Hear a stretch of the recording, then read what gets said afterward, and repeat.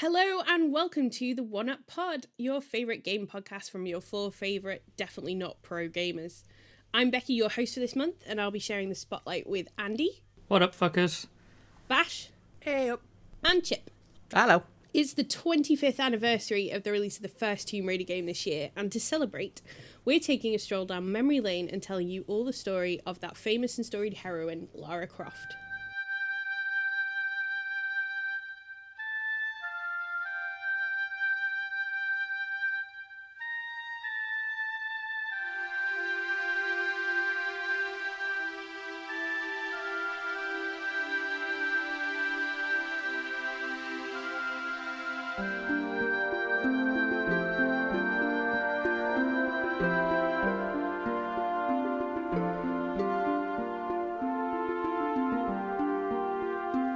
First of all, how are we all and what has everyone been playing? Chip, let's go to you first and make sure you are still there. I'm here, don't worry. But I'm also going to cut that out, so that's not going to make any sense. I have been playing the GTA trilogy, the definitive edition, which we will have a review up by now. So you should go and listen to that if you have not, because I'm not going to tell you a thing about it, other than that I am having lots of fun. And I think it's been overly criticised, even though some of the criticisms are valid. So that's you not saying anything about it? Yeah, just go and listen to the episode. Nicely done. Thank you. Andy? Well, I've also been playing GTA, but I've also been playing Animal Crossing, because they did the update, and I remembered that I had not finished version 1.0, so I couldn't do any of the new stuff, so I had to work my ass off to get KK Slider to visit my island.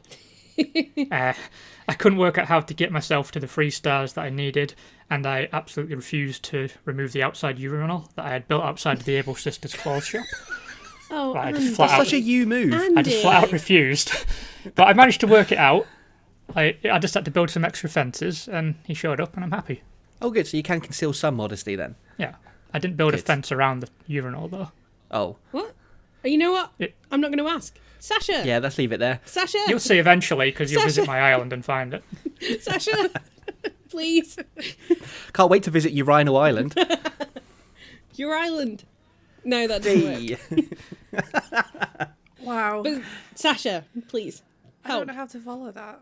No, I know. That's why I'm calling on you. Unsurprisingly, I've been playing more Final Fantasy XIV online. I'm now about halfway through the final expansion before the new one comes out next month. So I think this is going to be me for a good while yet. But just to give a little bit of variance, I've also played Life is Strange Before the Storm and 2.5 of the episodes of True Colours. So I'm making my way through the Life is Strangers 2 and crying a lot at those games and generally, of course, but at those games. Right. Can we all remember we're not a therapy podcast, whether that's outdoor urinals or whatever What's wrong session's with that? happening. Well, especially the outdoor urinals. Especially the outdoor urinals. No one is qualified to deal with that. Maybe feel- a plumber. I feel persecuted here. You should. Oh, maybe that's where Mario comes in. Ooh. What about you, Becky? I've also been playing Animal Crossing as a newly minted Switch deckhead. Thank you to my boyfriend Danny for giving me his Switch for a bit. So yeah, I've been playing Animal Crossing. I am nowhere near getting urinals outdoor or otherwise, but I'm... You've just got a hole at the moment. yeah, it's just a hole. Public hole. But I put a fence around it, so it's okay. No, I'm really enjoying it. It's really lovely, and I'm going through a bit of a stressful patch of work at the moment, so it's quite nice to just switch off and, go diving for sea creatures and other weird and wonderful things. So yeah, that's me. Before we get into our pop culture tomb raiding, I just wanted to offer a quick disclaimer at the start of the episode. The nature of some of our discussions today are extremely heteronormative and will be referring to narrow definitions of gender, but it is specific to this topic. Blame the 90s, and it's not something we believe or endorse as a podcast. And so we move on to today's big topic, which is a slight departure for us in that we're not talking about a specific game, we're talking about a specific character, Lara Croft. She of the triangular boobs, consistently impractical adventuring gear, and the sassy one-liner. Andy and I are going to be taking it in turns today as we delve into the history and pop culture impact of the aristocratic archaeologist. Oh, I did myself no favours putting that in. Christ. So over to Andy to tell us how Lara came to be. Thank you, Becky.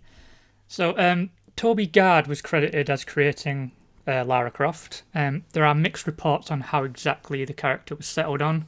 Gard did originally envision an option between a male and a female protagonist, but the prospect of animating 2 characters was too much, and it was decided to scale back to just 1.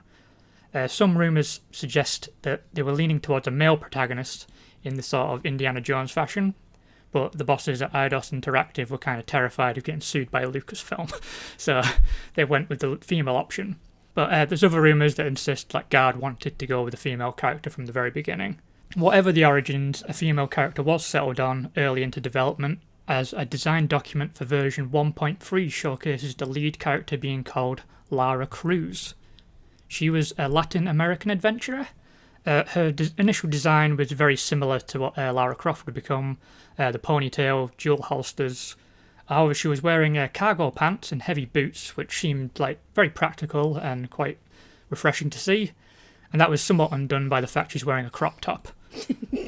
So close.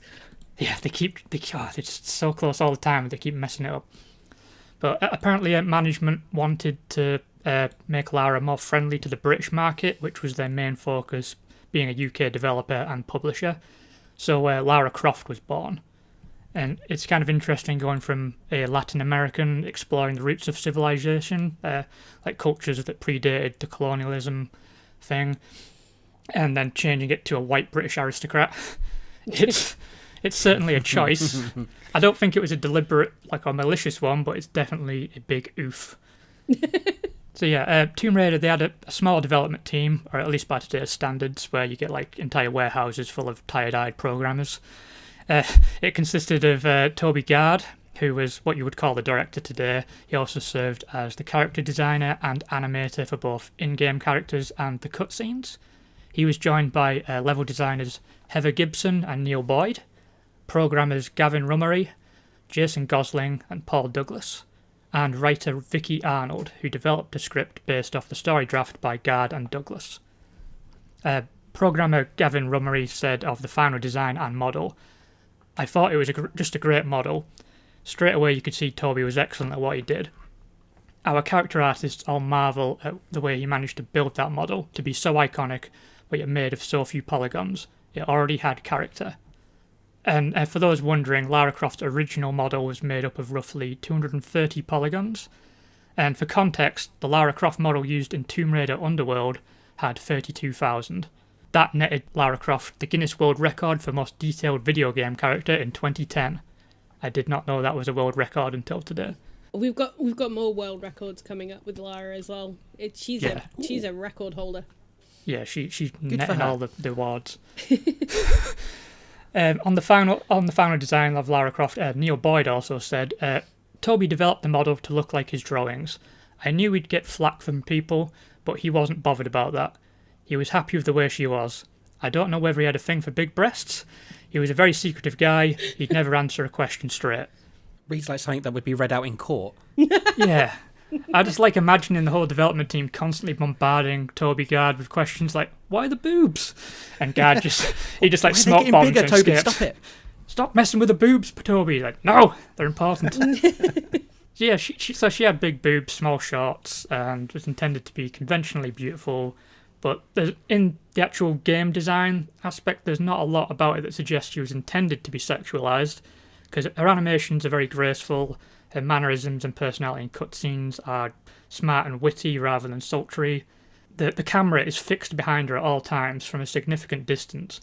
You'd need to really go out of your way to try and trick the camera into catching some side boob. So that really just came down to horny teenage boys in a pre-internet age being really resourceful.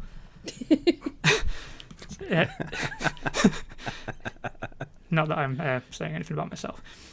Mm-hmm. In an interview from 2004, Gard explained that while he intended the character to be attractive to appeal to male gamers, her other characteristics, which would appeal to female gamers, were more important to him. And I quote, "She wasn't a tits out for the lads type of character in any way. Quite the opposite, in fact. I thought that what was interesting about her was she was this unattainable, austere, dangerous sort of person. But regardless of Gard's good intentions there, the culture of the era had other plans for Lara Croft. Yes, so I'll be taking the pop culture side of Lara Croft. To say that good intentions were lost is kind of an understatement when it comes to Eidos taking over for the game's marketing push. The internal paradox of the character, the male gaze fantasy versus the feminist icon, is set up right from the beginning because of the clash between Gard's intentions for the character and how she would go on to be presented in the media. But before we get into that, I want to have a little talk about how horrendous the latter half of the 90s was. So, by 1996, we're deep into the years of the Lad Mag and Page 3 culture, where glamour models whapped out their baps in the papers while you had your morning cup of tea. FHM... Sorry, did you say whapped out their baps? Whapped out their baps, yeah. Oh, sorry, I wasn't quite ready for that. Yeah, I told you there'd be stuff to react to. It is surprising at breakfast time, to be fair. Yeah, I always thought so. FHM and Maxim and Loaded were extremely popular and promoted the kind of aggressive masculinity that was associated with rampant sexism, rampant alcoholism, and rampant football watching. It was seen largely as a response to second-wave feminism, but we're in the late 90s, which means we're also talking about the rise of girl power. The Spice Girls had hit the scene 2 months before Tomb Raider's release with Wannabe, and their Ladette brand of feminism was influencing girls and women all over the world by this point. In the girl power ideal, women could be self-possessed and in control of their sexuality while looking absolutely fantastic in a pair of go-go boots and a mini dress. The marketing team behind Tomb Raider had the opportunity to capitalise on two very relevant forms of gender essentialism. Can we all guess which one they went for? I wonder. Yes, indeed. Yes. Yes. You see where this is going. So, Eidos decided that Lara was for the lads. Lads. In a big contrast from the intelligent and elegant aristocrat of the games, the marketing version of Lara went straight into full pin-up territory, creating a cyberbabe versus feminist icon legacy that is debated to this day. This is where it starts getting really grim. Just to warn you. Eidos pushed the Lara Croft angle really hard when it comes to promoting Tomb Raider. So she was in credit card adverts, in-game branding partnerships. She went on tour with U2 for some reason. I do not remember that. What? Yep. What? Yep. Yep. She was in the video stuff for U2's tour in '97, I think it was. Terrible. Yep. If only that was the only YouTube Lara Croft connection. No, you're not mentioning it. Not yet. Later. Okay. And famously, there was an ongoing ad campaign with Lucozade, which was even co-branded as Larazade for a while. And that would go on through a lot of the franchise's history, that partnership with Lucozade. So she was everywhere at the time and crossed over into the pop culture zeitgeist in a way that few other video game characters have ever managed. She appeared on the cover of Financial Times, she was in Time magazine, Newsweek and Star magazine The Face. There was even a compilation tribute album made for her, including Depeche Mode and Moby, who contributed songs. Which, again, what? Anyway. That was going to be my next question, yes. So far, so relatively normal as marketing campaigns go, even with the slightly weirder aspects. But then it gets really fucking weird. Brace yourselves. At marketing events, Eidos decided to take the unusual step of hiring several models to portray Lara Croft, and observed that the real-life Laras were insanely popular with the nearly all-male audience at these events. Who'd have thunk it? I know! They decided to take advantage and hire one model to portray Lara Croft as an official role-player of the character, so it's like professional cosplay, essentially, to keep an audience interactivity that went beyond the game. Natalie Cook was the first model to play Lara individually in real life, later succeeded by others, including British actress Rona Mitra. Prior to Mitra, the model Laras weren't allowed to say anything at all. They were just posing for photographs or at events, and their appearances were carefully managed by Eidos. This evolved with Mitra, who was allowed to answer questions in character as long as Eidos pre-approved the questions and scripted the responses they wanted her to give prior to the interview. That's very... This is just weird. It's so weird. So the marketing was all about Lara's sex appeal, and let's face it, her boobs. And it worked. Gaming publications listed her breasts as one of the character's most famous attributes. PlayStation magazine. Yeah. Oh, it just gets worse, by the way. Oh, I don't want it to. This paragraph alone. PlayStation Magazine awarded her an honourable mention as Game Babe of the Year and featured her in their swimsuit edition. Just the fact that you could do a swimsuit edition in the PS1 era is just very grim. It's so grim. We all know what they look like, those character models. Exactly. Who's whacking off to that? Seriously. Hey, if you whacked off to that, do get in touch.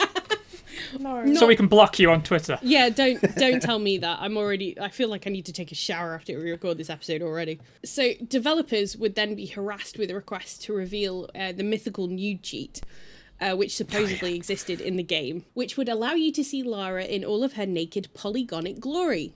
This led to developers adding a scene at the end of the second game. Lara's about to disrobe and get into the shower, but before she does, she says she thinks the player has seen enough, and she shoots the camera, which told you. That should have been it. But yeah, anyway, we continue. It's around this time that the sexy Lara pin-up approach starts to backfire. Core Design in particular are trying to play down Lara's sex appeal, a move PlayStation Magazine criticises hypocritical given how the marketing campaign was going. And then in 1998, glamour model Nell McAndrew was hired as the next Lara stand-in. Now, bear in mind, and this is important for how this story develops, the definition of a glamour model is a woman employed to pose nude or topless for photographs. During her tenure as Lara, McAndrew posed in Playboy, which used Tomb Raider branding without Eidos's permission. McAndrew was fired, and in 1999, Eidos successfully sued Playboy not only for the copyright breach, but also to protect Lara's character, arguing that the association of the character with pornography would forever harm her image. You fucking think? And while that little drop of hypocrisy sinks in, I'm going to hand back to Andy to take us through the original run of games. Jesus Christ. That was worse than I thought it was going to be. Yeah, there's more. I like how they were like, how dare you sexualise our character? We wanted to do that. Yeah, basically. The 90s was a cesspit. If you weren't around for it, lucky you. Speaking of 90s, Tomb Raider was released in 1996 to critical acclaim. As per Moby Games, and if I was looking exclusively at reviews published at the time, no retro reviews or anything like that, Tomb Raider has 7 reviews with a perfect score. CVG gave it 100 for both the PS1 and Saturn versions, and in their Saturn review they said it was, and I quote, a great blend of action and adventure to appeal to more people than the average RPG ever will. Which, you know, is a bit weird that they're shitting on an RPG there, but whatever. The lowest score that I could find was 80, which meant, using all the reviews from the time of release, Tomb Raider had a review average of 91%. Sales-wise, it topped the British charts 3 different times. In the US, it was the highest-selling PlayStation game for that period, and it went on to sell 7 million copies worldwide. So, for context, the best-selling PS1 game of all time is Gran Turismo, with 10.85 million. This made Tomb Raider was the 9th best-selling PS1 game of all time. So, how did this really favour Eidos Interactive? Well, the publisher had recorded a nearly $2.6 million pre-tax loss the year before the release of Tomb Raider. But thanks to Tomb Raider, they turned their loss into a $14.5 million profit in just a year. Holy cow! So it was safe to say, Tomb Raider saved that publisher from folding really early. No wonder they could afford other models. Yeah. So, of course, they were going to bleed this cash cow dry. I was going to say milk, but I felt too many beep comments to, yeah. Oh, no. So, I didn't script that bit. I just mentioned boobs because, yeah. Anyway. So, Tomb Raider... I like how you had to, provide that disclaimer. I didn't think of this ahead of time. Yeah, I've written very little boob comments in my script. I just want this to be said. Anyway, I can't get away from the boobs. They're everywhere. You can't. Yeah. You just got forced into the boobs. So, so Tomb Raider 2 came out a year later. Tomb Raider 3, Tomb Raider: The Last Revelation, and Tomb Raider Chronicles came out the following 3 years. So, can you really conceive that sort of thing happening now? A massive hit coming out, and then they knock out 4 whole sequels in 4 years. It's insane to think about, but. Obviously, they managed to do this by keeping most of the core assets in place, so they could speed through the development. Assets, yeah. Mm-hmm. Yeah, assets. Assets. Hey. Yeah, assets. Lads. Lads. So yeah, oh, fucking hell. I did not think about core assets being like taken like that. That's my fault. How do you take your core assets? Never you mind. Gently, hopefully. So yeah, cretins, yeah, whatever. Cretins. Cretins, the cretins, The cretins. the cretinous critics cottoned on to this almost immediately with Tomb Raider 2, and the patience for the idea would gradually deflate like a balloon at a sad boy's birthday. But Tomb Raider 2 remained like quite a well-received game. It only received one perfect score this time. The low score was 57, which is quite a significant drop. And that 57% review was in GameSpot, and they accused the game of treating Lara Croft like, and I quote, the star of a movie thrown into an uninspired game with hopes of making sales based on the name alone. Which, you know, foreshadowing. Yep. So with that all that in mind, the average based on all the reviews released at the time, it was 85.3%. It did not sell quite as well as Tomb Raider 1, with lifetime sales falling slightly to 6.8 million, but it was still doing really well. But the downward trajectory of the series would continue from there. Tomb Raider 3 scored an average of 76.5% and sold roughly 6 million copies. Tomb Raider The Last Revelation scored an average of 72% with a sales of 5 million.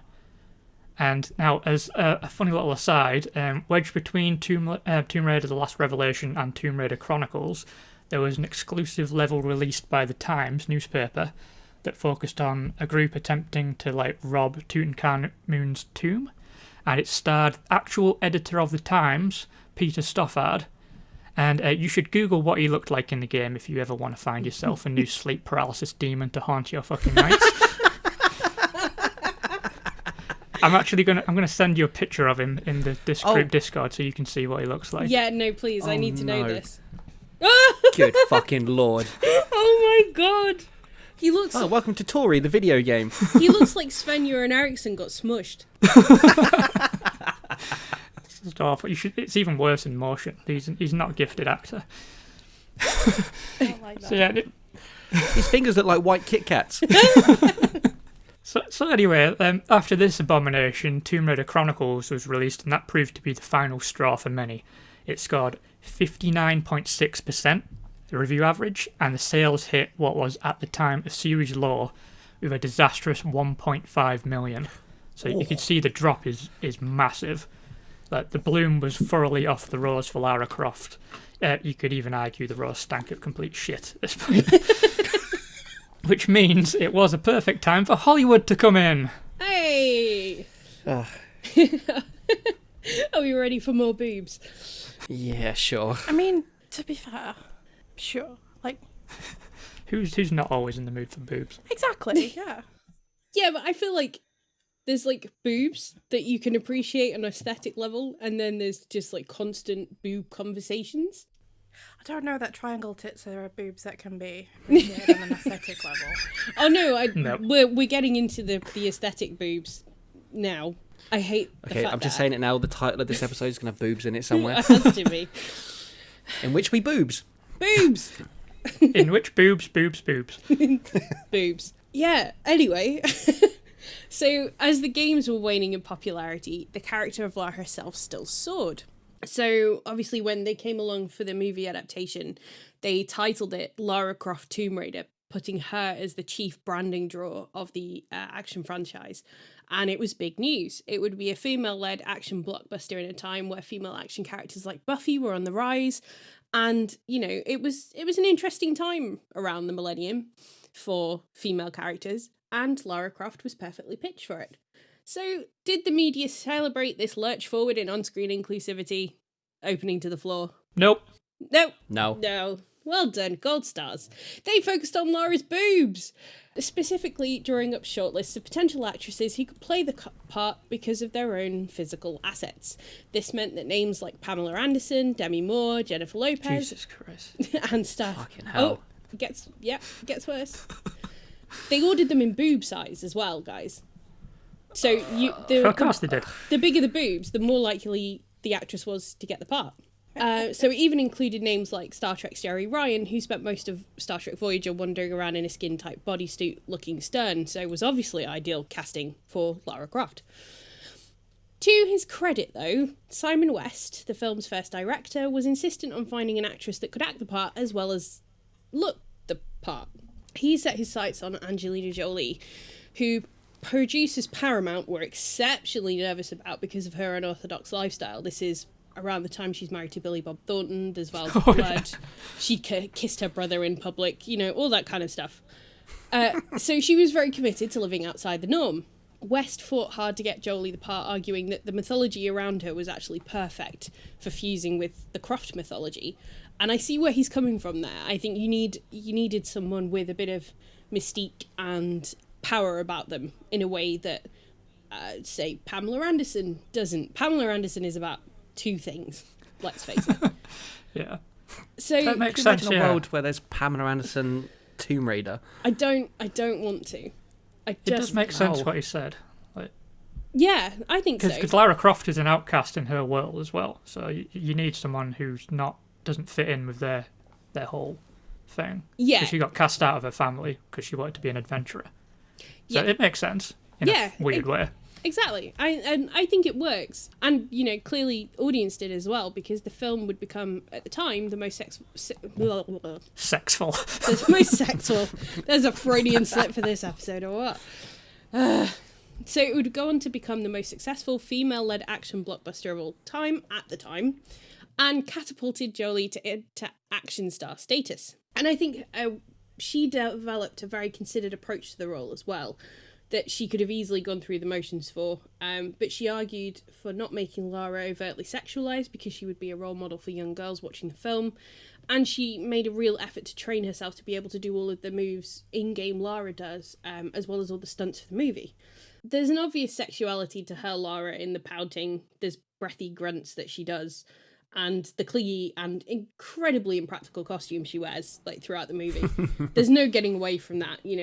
Lara is still sexualized without being objectified, I think, in quite the same way that the marketing campaign around the first game did.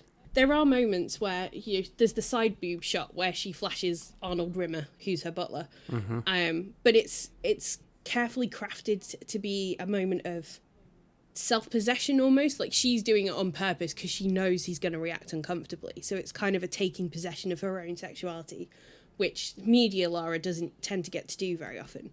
And then in fight scenes as well, Jolie's very graceful, but she's also really animalistic. There's the bit where she's in the Croft Manor and she's clinging to the ceiling and she looks like a bat, like she's going to attack, and it's quite brutal in a way that you wouldn't necessarily expect from a star like Jolie in a role like Lara Croft. It's quite beautiful and violent at the same time.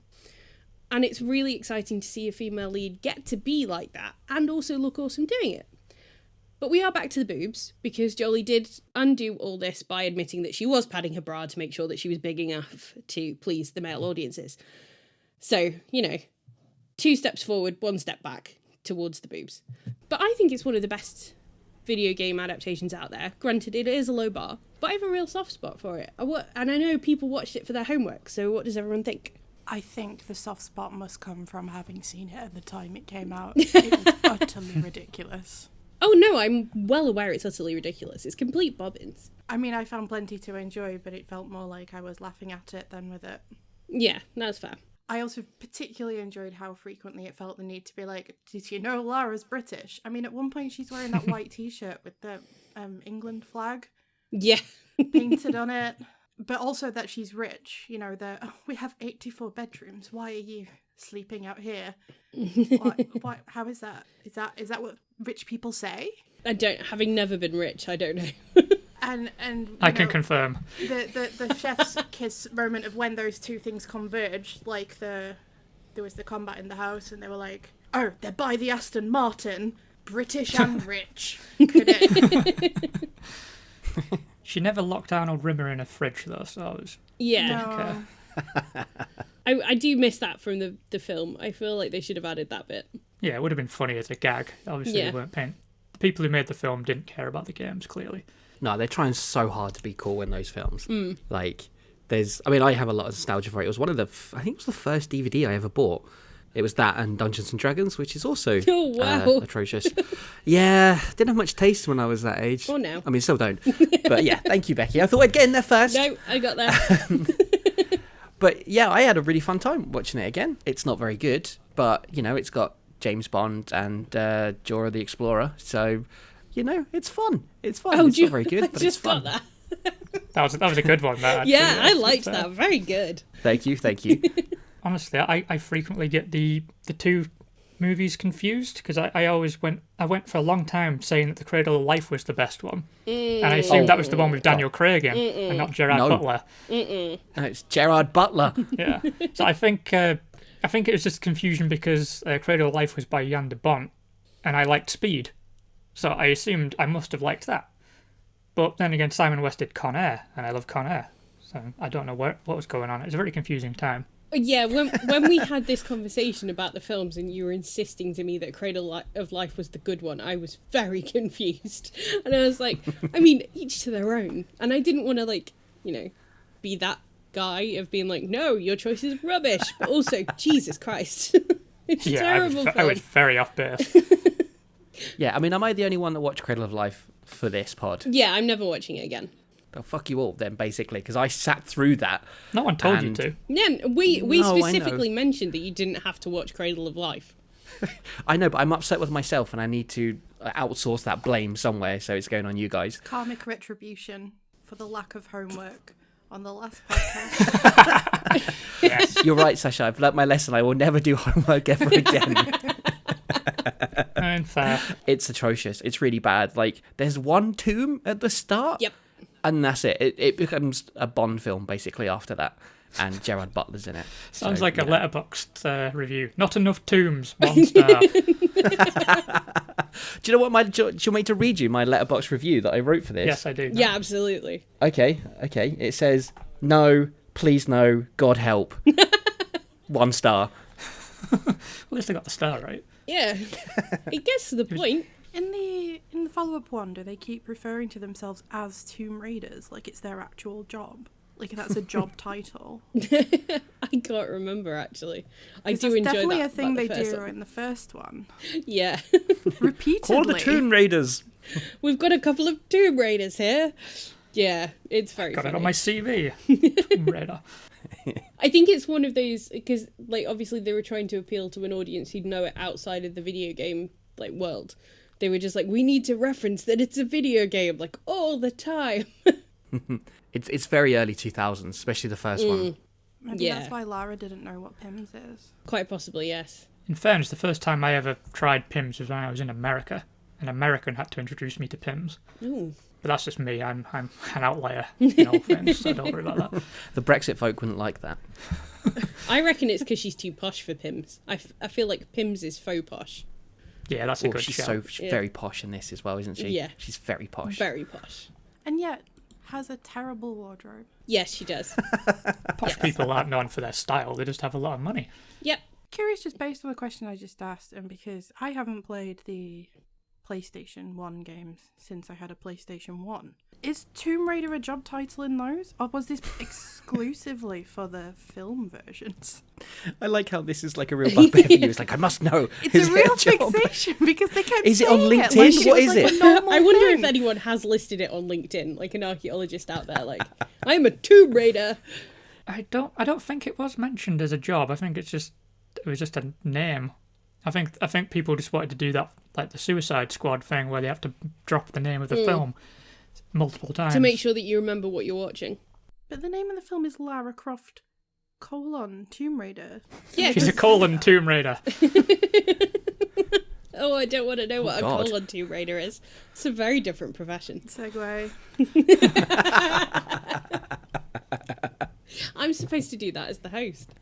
Sasha's made an executive call. Yeah, I think that's fair. Just the last point I had about the film was that it really does continue that trend of Lara being two halves, the pin-up and the feminist icon. And yeah, we'll see that going through into the games as well. Andy! Yay! It's time to talk about Angel of Darkness. Yeah. Good times.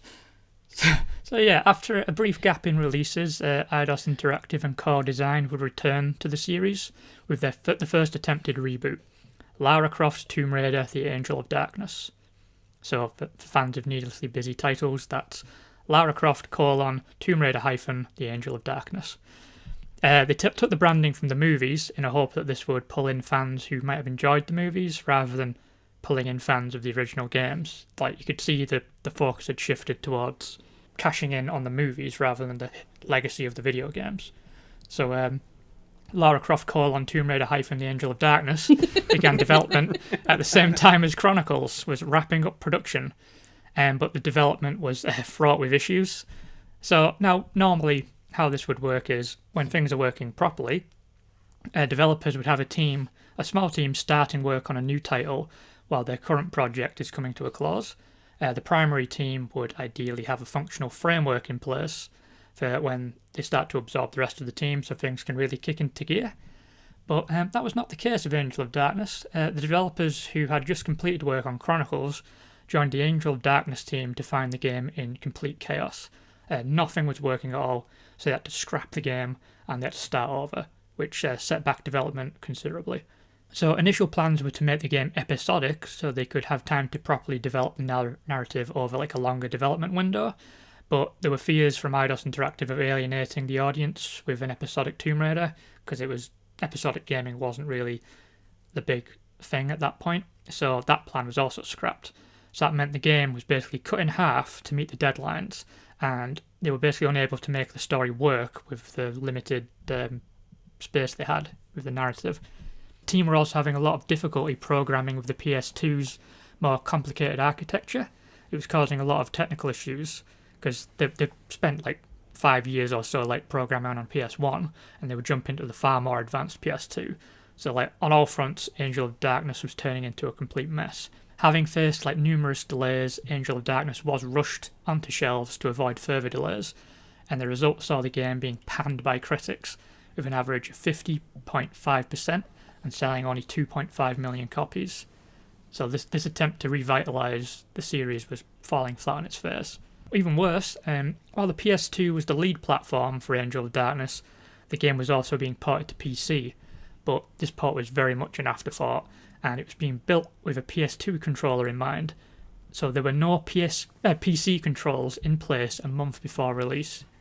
At this point, their programmer Gavin Rummery was asked to build a PC control system, which he had to hack together in about like a week. The whole thing feels very much like the Cyberpunk 2077 of its time. Now, I'm going to read out a review, and this is one that I think would make even Harry Knowles cringe. No. So, I'm going to ask Becky to bite down on a shoe or something until I'm done. This is rough. I'm not going to enjoy reading this. I'm braced. So, in a review published by GameSpy, it read, Eidos has been pimping out Lara Croft for almost 7 years now, and that's a long time to be working the streets. When we first saw her, there was no price we wouldn't pay to have her. She was smart and sexy, and she gave us something that we couldn't get from any other game at the time. But the years have not been kind to Miss Croft. When we asked her to show us something that would get us excited again, she opted for breast enhancement surgery instead. Angel of Darkness gives us a prettied up Lara, but she's still running through the same motions we first saw 7 years ago. And it's just not worth $50 to see her turn her tricks anymore. Nah. Yeah, it feels really emblematic of how certain sections of culture were viewing Lara, like ever since, like even before the first game was released. It feels like the character in the franchise had massively drifted away from the original intentions. People weren't getting it. Like something really had to change, and that would come in the form of the Crystal Dynamics era. With Tomb Raider basically being a ruin itself at this point, Eidos took the property away from Core Design and gave it to Crystal Dynamics, who had gained some renown for their work with Gex and the Legacy of Kain series, I love Legacy of Kain. And also, I'm kind of spitballing here, but maybe Eidos like to abbreviate a lot in their internal documents, and they didn't want to learn a new set of initials when they were talking about the Tomb Raider devs. Get it. CD. CD. Yeah. No, I got it. Yeah.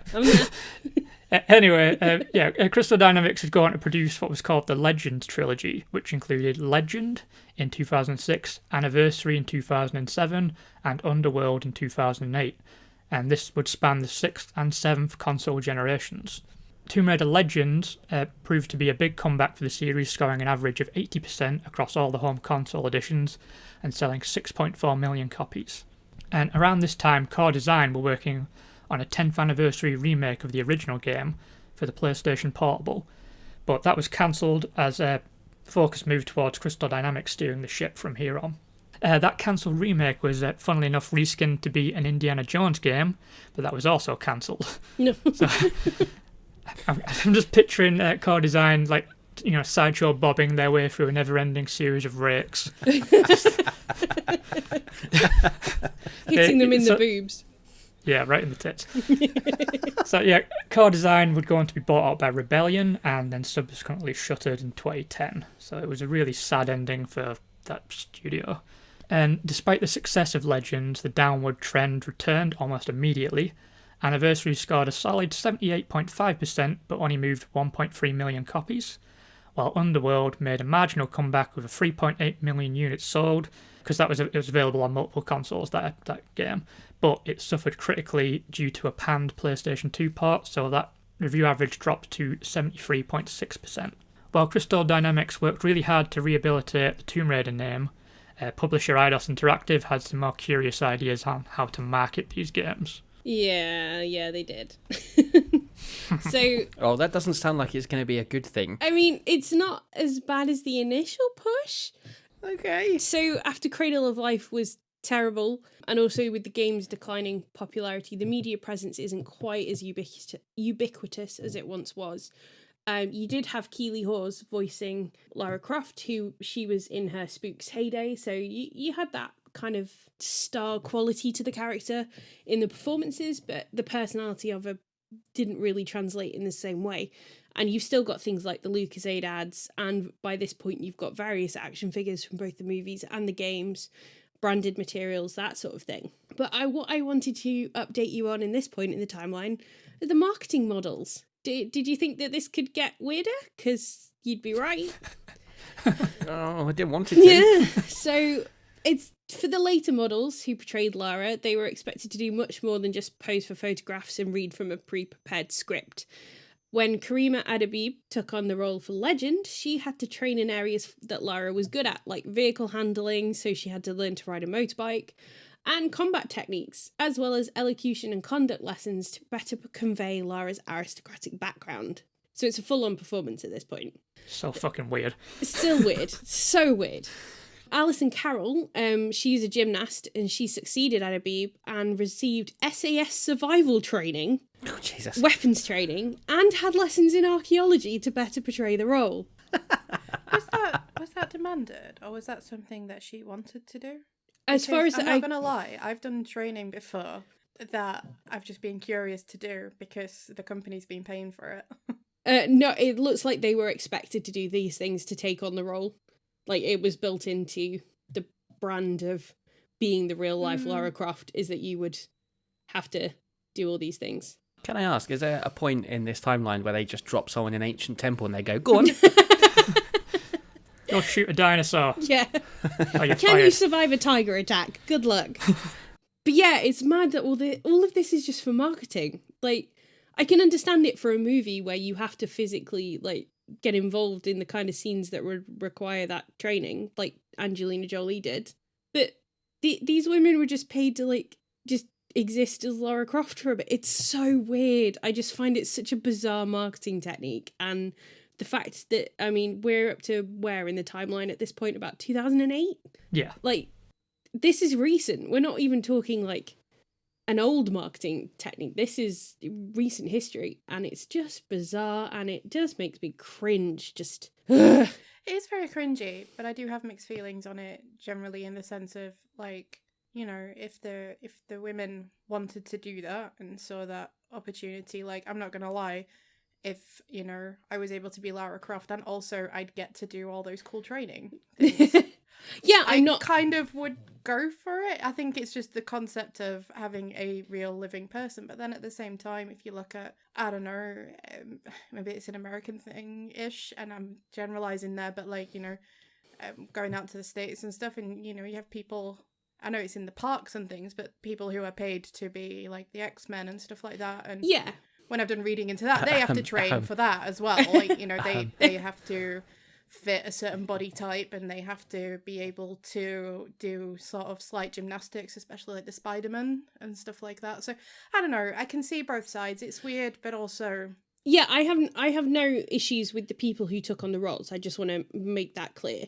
And like you said, it's a great opportunity, and I can see the comparisons to theme parks and Chip's career, as he's so strenuously hinting in the background, as cosplay Spider-Man. It's more the actual concept of like a real life statue almost. That's what it feels like to me, is that these women were put on marketing events to be ogled and objectified because they were portraying a sexy video game character, which I do have issues with. Purely, it's the concept I'm having a problem with rather than the people involved. I think, what they did and to take on all that various training and stuff is amazing. But yeah, I find it really disturbing that it's essentially just casting like a live action figure, if that makes sense. Yeah, it's asking a lot of people when most of the time she's probably just going to be posing in front of a motorcycle or posing on a hill or something. Yeah. No one's expecting to like just have a camera on her 24/7 and film her doing all these amazing adventures. It's mostly just going to be photo shoots and stuff. So it's no wonder Eidos Interactive went under, wasting all the fucking money like this. Yeah, I mean, like, because you think, like, I remember Nell McAndrew, like, that announcement being a huge thing. Like, she was the next Lara Croft, and there was a whole big, like, reveal. It was like Doctor Who, but without the TV show that goes along with it. Oh, like the next Pope. Yeah. Yeah, if there's green triangular boob smoke, they've picked another one. I kind of wish they'd done it with other games as well, like train a Bandicoot to be Crash. Get a hedgehog and put it in some runners and send it on its way. just extract an Italian plumber and see how he does. But that's the thing. I think if it was like with the theme parks that you mentioned, Sasha, it's quite an established thing, and there are lots of different characters doing it, and they are designed to interact with kids and with families. I think it's the interactivity bit that differs it for me, and also the fact that there was only really Lara Croft marketed in this way. I don't remember any other big name actors portraying real life versions of video game characters at the time. I may be wrong, and I'm happy to be corrected, but yeah. And at this point, we have our next Guinness World Record. Lara Croft has the most official real life stand-ins for a video game character. So there we go. I think it stood at 8 official ones by the end. It's no bloody wonder, really. This has been a thing since like day one. Yeah. Perhaps, being perhaps a little more forgiving in myself, maybe it speaks to the uniqueness of the character. Because for the longest time, she's been one of the main female leading video game characters. She was the only game in town, really, for like a long time. Yeah, definitely. Like, there certainly were others that existed, but nowhere near to the popularity or notoriety that Lara Croft has, I think. Yeah, and we are going to get into this a bit later on towards the end of the episode. I have a question to ask of you all, because I think you're right. I think it's that conflict again of the pin-up versus the icon. Like, it speaks to her progressiveness and her like blaze trait. No, trailblazing. That's the word. The trailblazing nature of the character, that she is, the standalone. But also there's all these problems that surround her because of, I'm just going to say it, the men around her who, whether we're talking the audience or the marketing execs, even right down to the developers initially, everything's built in to make this a really contradictory, problematic figure that's also kind of great. It's a weird one. It becomes like a marketing tool in itself as well, doesn't it? In that, who's going to be the new Lara Croft? Because, whenever there's a new Doctor Who, whenever there's a new Batman, like, that always generates a bond as well, that gets a lot of press. Yes. So, in a way, if they're, new game or, however long these models and actresses lasted as Lara Croft, there's that side of it as well, that you can plug a game and be like, oh, we're going to announce a new actual Lara Croft as well. And I think, no wonder it worked so well for them for so many years. It's kind of working on many different levels. Yes, exactly. Fortunately, though, to end this debate, Square Enix took over the publishing duties and they just retired the use of models. So, no more model updates for you. We're all done with that side of the character. Over to you, Crash. It's actually back to Andy, but if we want to call him Crash, we can do. He does have a Crash Bandicoot-like quality. I'm constantly shirtless. Yeah. Anyway. Salvage that. Don't know where I went. Why went there? Never mind. So, as Becky said, Square Enix bought out Eidos Interactive in 2009, absorbing the Tomb Raider IP into their considerable library of titles. Crystal Dynamics were kept on as the core developers, and a major rethink on what a Tomb Raider game needs to be in the modern era was had. Their first release was Guardians of Light, which was a co-op isometric shooter, so they were already thinking outside the box from the beginning. It's also worth noting, just as an aside, during the Legends era, the first Uncharted game was released a year after Legends hit, and it proved to be a big hit for Sony, and it could be argued that this fresh and well-written take on Tomb Raider is what turned gamers away from the subsequent entries in the Legends series. Like the massively acclaimed Uncharted 2 dropped in 2009, a year after Tomb Raider Underworld. So attempting to top that with more of the same was just not going to work. Naughty Dog's series brought like a richer storytelling, well-written characters, incredible cinematic presentation. These games just built off ideas the Tomb Raider series started, but brought modern innovations to lead the charge in making games feel like a viable entertainment alternative to movies and TV shows. They also unwittingly established a foundation where Tomb Raider could be rebuilt. Before Square and Crystal Dynamics settled on what would become called the Survivor Trilogy, there were plans to reinvent the series and attempt to renew interest. They were willing to think outside the box, as already established, and after the series had spent over a decade comfortably hibernating in the same damn box, it was needed. The first title was called Tomb Raider Ascension, and it was intended to be a horror-themed title. To take a quote from the book Tomb Raider Final Hours, which was released by Square Enix, Ascension planned to combine, and I quote, the emotionally rich role-playing game Ico, the survival horror of Resident Evil, and the towering mythical creatures of Shadow of the Colossus. There is early footage of this that exists, and it shows either a completely untextured or partially textured Lara Croft navigating these creepy caves and foggy landscapes, tackling freaky-looking monsters in confined spaces, and those things move like your worst fucking nightmare because they're only partially animated in the test footage. It's really unsettling. This is the first example of the games toying with the bow and arrow combat style, which would become a staple of the Survivor trilogy. There's even horseback riding in the game, and you can see footage of her evading a giant creature, or a colossus, if you will. They were they weren't hiding the fact of what they would try to take their ideas from. Anyway, Ascension's development came to a sudden end when Crystal Dynamics held a meeting and asked itself whether Ascension would be as good as Batman Arkham Asylum. And not a single person said it would be, so they scrapped the entire thing. That should be a measure for all games, I think, in development. Like, is it going to be as good as Batman's Arkham Asylum? No? Cool. Let's do something different. Let's not do it, yeah. It's a good question to ask. After scrapping that, they still wanted to reboot the series, and at this point in pop culture, it's worth noting that taking cartoonish adventures that had fallen out of favour and giving them a gritty reboot was getting into vogue.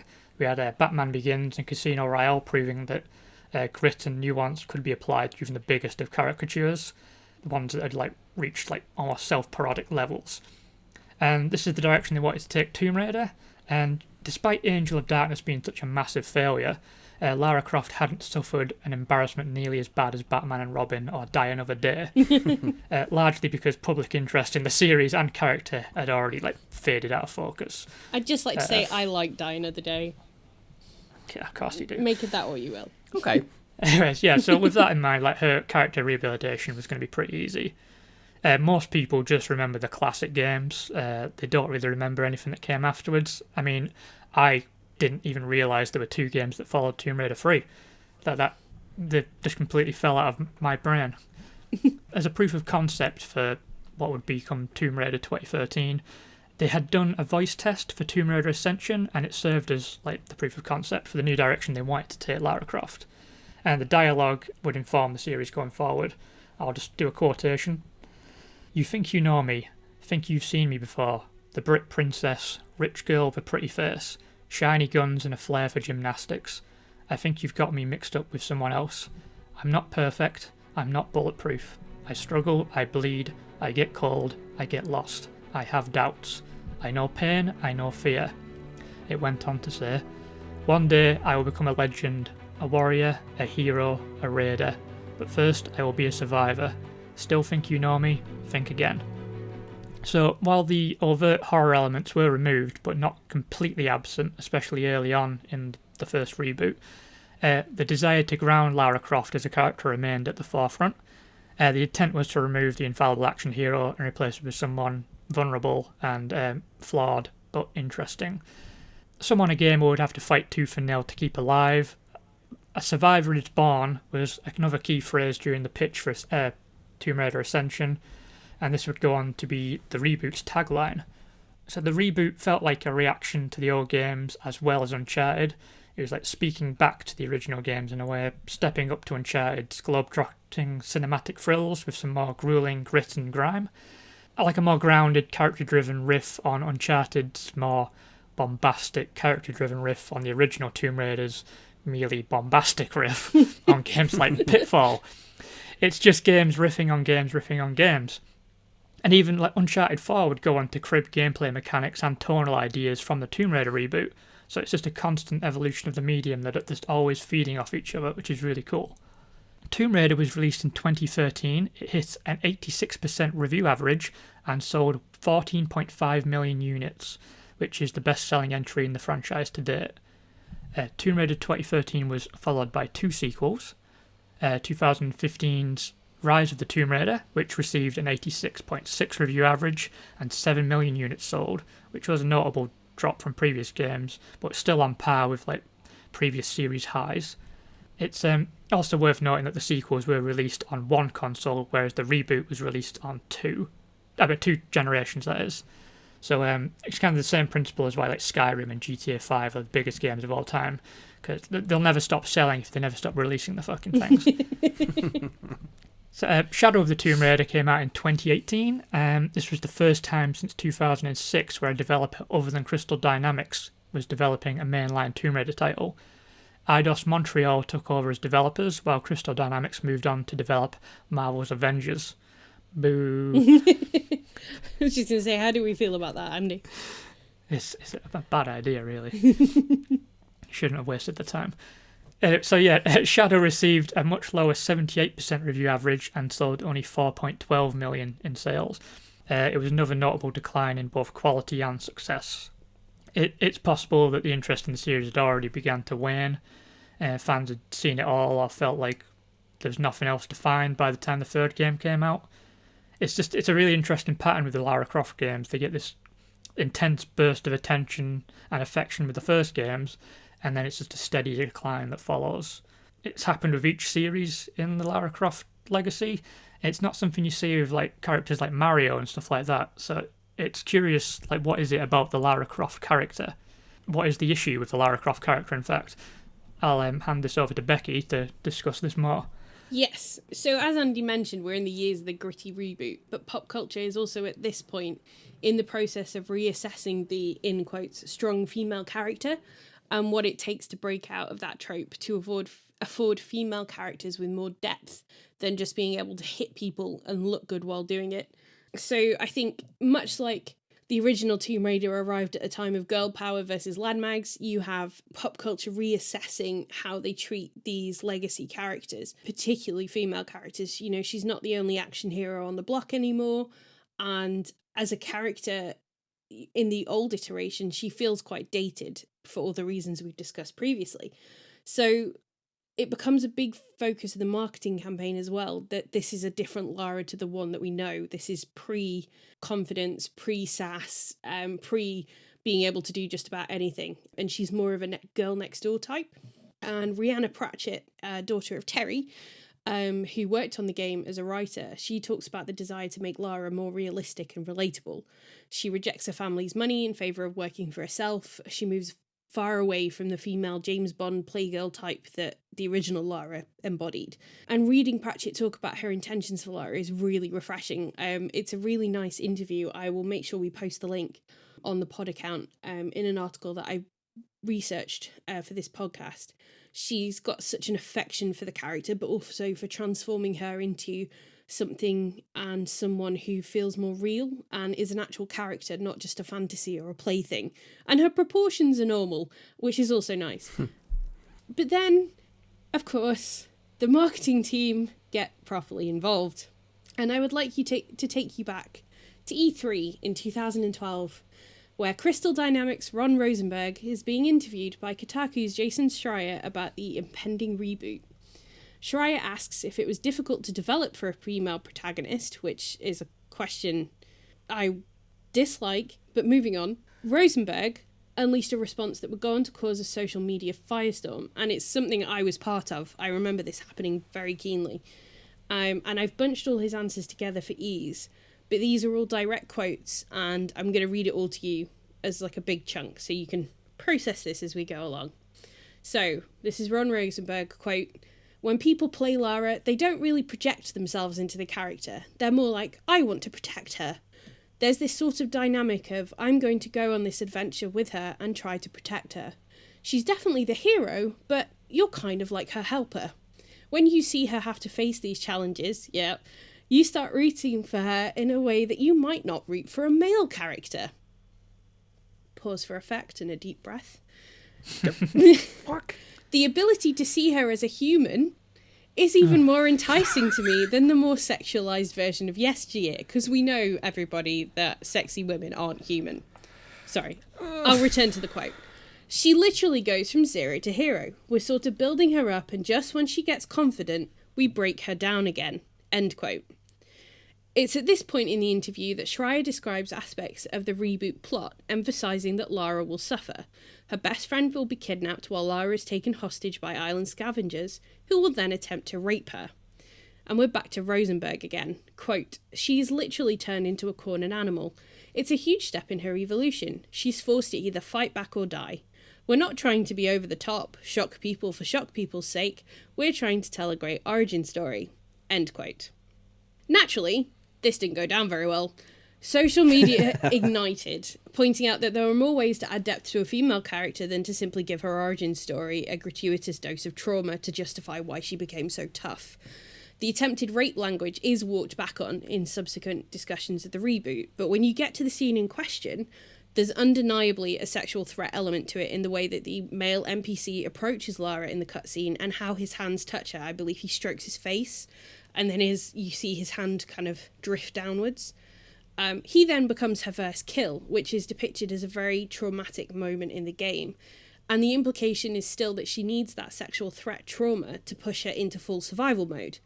There's also the fact that the violence against her in the game is often uncomfortably masculinized. Whether she falls from a great height or loses control in a river current, she is invariably penetrated by some phallic-looking object, as if to reaffirm that Lara might be strong, but masculinity is stronger still.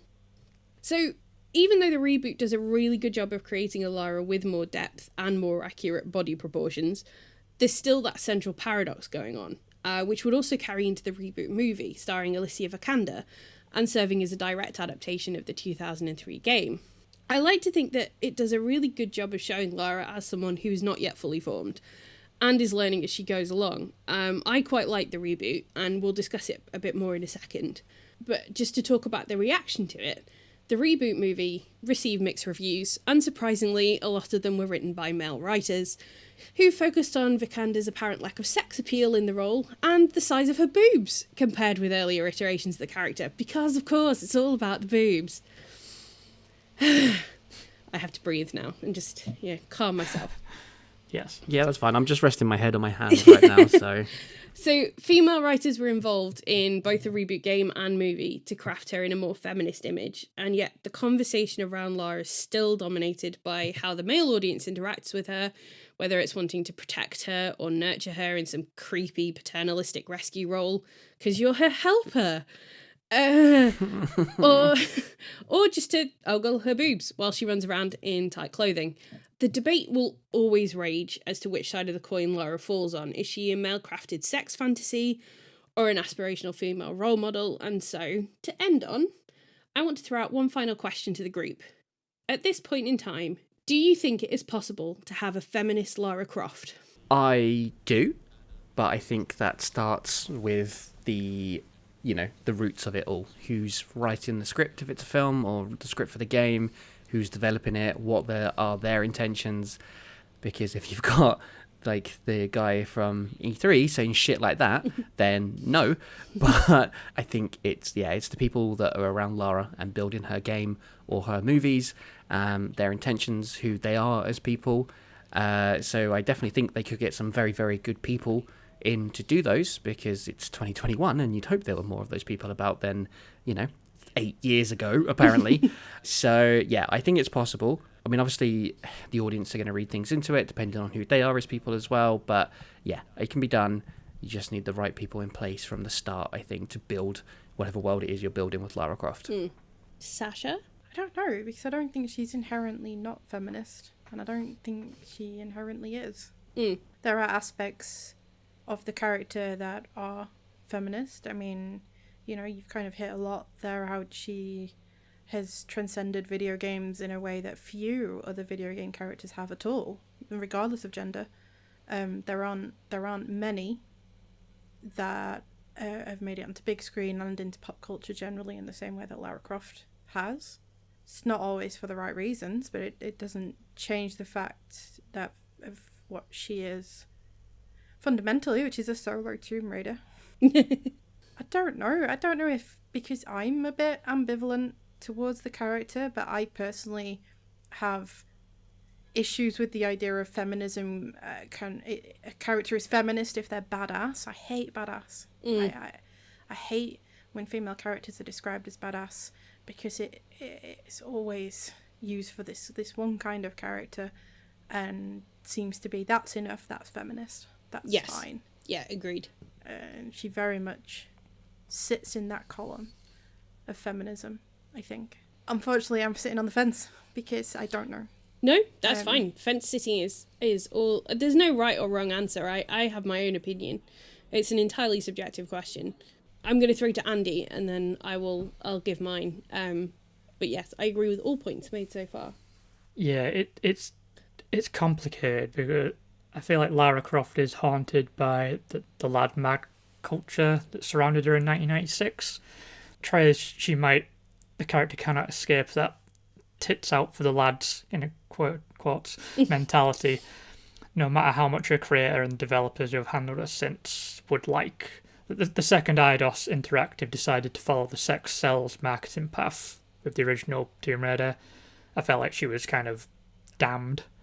Like, she's a character that arguably arrived too soon, because, I mean, the mid-90s was a hellscape. It was a bad time for anybody to arrive. So had she arrived any later, would she have had the same impact, though? Like, she's a character that's done, like, so much good for the industry. Like, she basically crawled through glass so other characters could, like, run.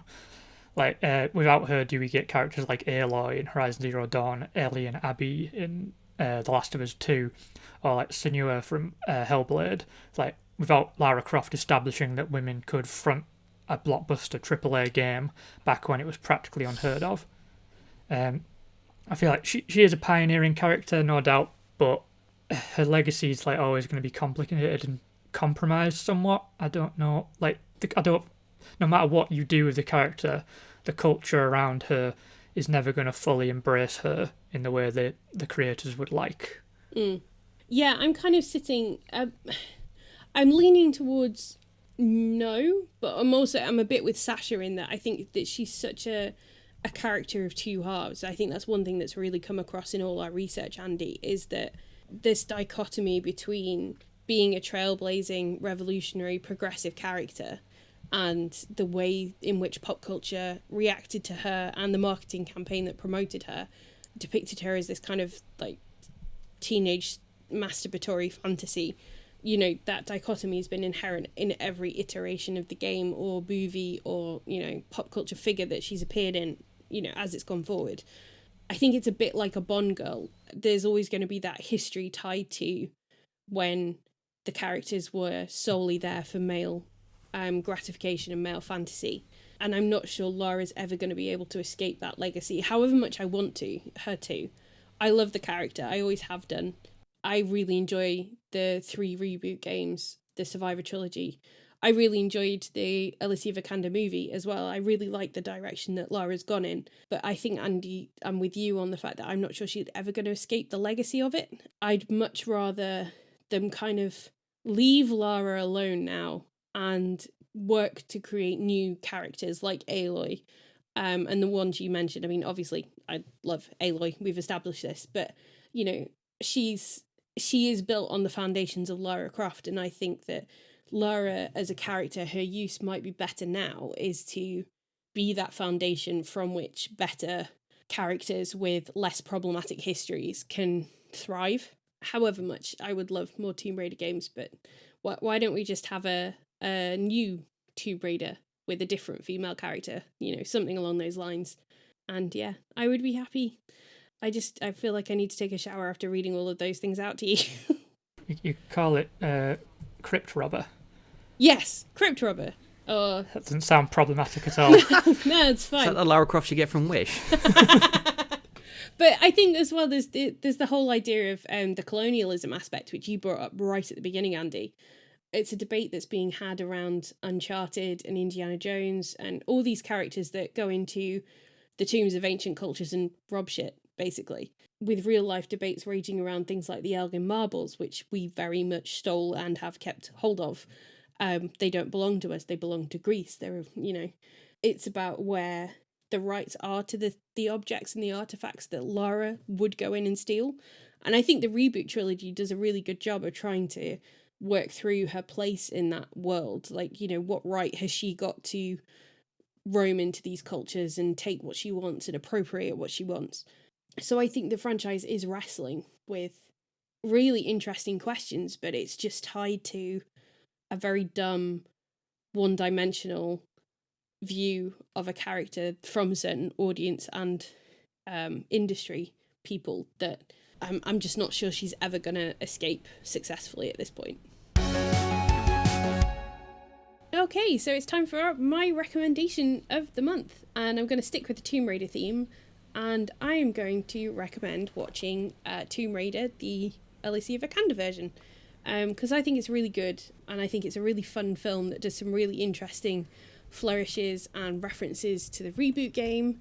I think Vikander's great, and I really hope that the sequel that is supposed to be happening happens, because I'm really interested to see how that goes. Yes, me too. I watched this again this morning. I've seen it before and really enjoyed it. I think I enjoyed it more than the first time I saw it. I just had a really good time. I mean, it was coming after I watched Cradle of Life yesterday, so, you know, anything's going to seem like an improvement. But I had a really fun time watching it, and I would really like a sequel too. I enjoyed all the little touches they had and the nods to the game that it's based on. Yeah, there's the bit where there's this spiked like wheel thingy that she has to jump over, and I was like, that's from the game. So that was fun. And when she finds the ice pick as well, yes. That was good. I got excited for Yes, that. that was also great. I still haven't seen it. Andy! I didn't have time. I was doing all sorts of other stuff. So you've seen Cradle of Life? Yeah, I saw Cradle of Life when it came out. And you haven't seen this?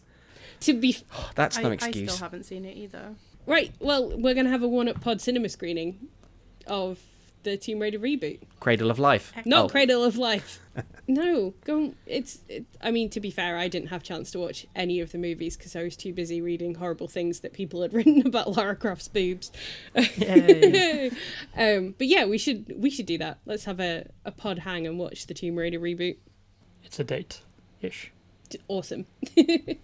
I look forward to watching Crypt Robber with you all. Yes, Crypt Robber doesn't sound... I'm busy that day. Okay, so that's the end of this month's episode. Oh, it's guys, it's double figures episode. I meant to mention this at the top, but Oh, fuck. it's number 10. Yeah. What? 10 episodes, guys. Go We're so us. big and grown up now. I know.